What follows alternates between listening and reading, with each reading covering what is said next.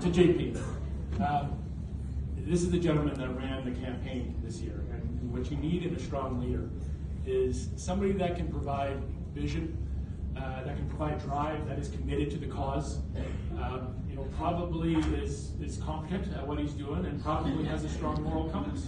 And I'm pretty sure from my time working with JP that he checks all those boxes. Would we say he does?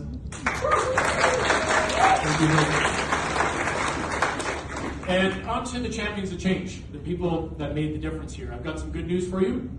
I'm not going to make you sing this year. Bad news, I'm going to ask you to tell me what your beliefs are. And here's how it works. So I'm pretty confident that every one of the groups that ran a campaign this year were successful because you combined the right attitudes, the right behaviors, and the right techniques to create success, to get to the result set that your team was capable of doing. And you make a big difference when you do that. When it comes to behaviors, who wouldn't say that they made a lot of calls, they had a lot of conversations, they constantly engage in a repetitive manner to go back to that person who volunteered early and might give a little bit more, and maybe even go to that person who is hesitating and help them see the benefit of how United Way works. Behaviors can be counted. They're very effective, and you can't succeed without doing them. So good job on doing the behaviors that help you get to the place you need to be at. Techniques, also very important. When you think about techniques, any survivors of the dunk tank this year? Any injuries from pulling a plane or two? There's a lot of different ways that you can make money. And what we work on a lot is how does the conversation look? And motivation and how people decide to make a decision is quite related to how people decide to buy. People buy something emotionally. You make a choice emotionally, and you justify it intellectually. And if we can strengthen our way of interacting with people, we can be very effective at helping to understand what their drivers are, and we can actually increase the amount that we get contributed.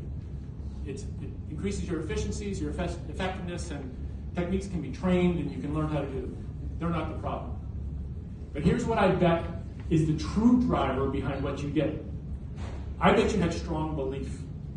I bet you had a mindset of what you could achieve, a mindset of possibility, and you avoided the mindset of limitation. You know that nagging voice that kind of stands behind you and says, it doesn't matter if you do that, you won't succeed anyway. Anybody ever heard that one? You avoided that. And that helped you be successful, but we have a problem. I'm talking to the converted here, am I not? You've already done the job. You're already aiming to be here next year. So my question is, how do you take that belief that you've created and share that with others? A belief is effective when you make it an absolute. Somebody tell me, what's the greatest city in the world? We'll stop. But you're right, it's Winnipeg. Let's try this again. Winnipeg is the greatest city in the world. Winnipeg is the greatest city in the world. That's a statement. It's absolute. Now, there's definitely people that will try to put some shade on that and share that, there's lots of reasons why you're not. But that's a mindset of limitation that we must overcome. So how do we start to share the mindsets of possibilities? And here's how we're learning it works. If you want to think about an example, I'm gonna throw out a quick example of, let's pretend you smoke.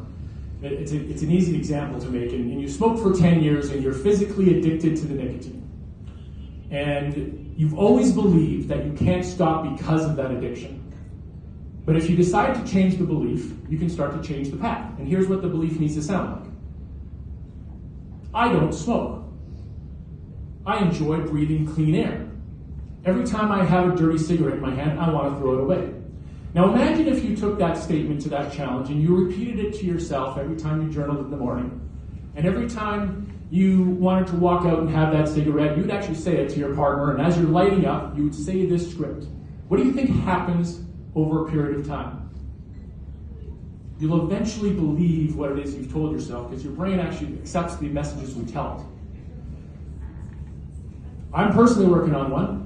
I'm failing at it, but I'm working on it. My new commitment is I always remember people's names. I never have that awkward feeling of not remembering the names, and they appreciate when I remember their names. Anybody else with me? It's a work in progress. So how do we apply it to your world in United Way campaigns? And here's what I wonder. If we can write a belief, and if we can apply some behaviors that will help you share your belief with other people, can we not build this army? Can we not grow the amount? JP, what was the amount you raised this year again? $8. $8? Can we help JP do better than $8? That's harsh.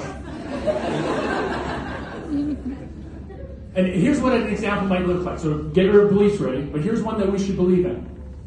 No child ever goes hungry in Winnipeg. They always have a place to be and food to eat. They never worry about their next meal. If you wanted to share a belief because you believe in United Way, what would that belief be? Who can help?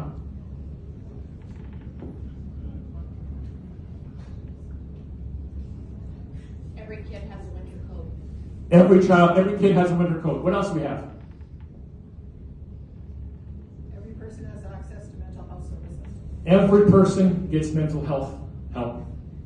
We can go on and on and on. And now the challenge is, if we continue to build all of those beliefs, and we continue to share them, and we tell people about them, we will eventually make it true. But it starts with sharing that with everyone you know, and taking a proactive approach to saying, next year, we're going to help JP do better than $8. Thank you very much for your time.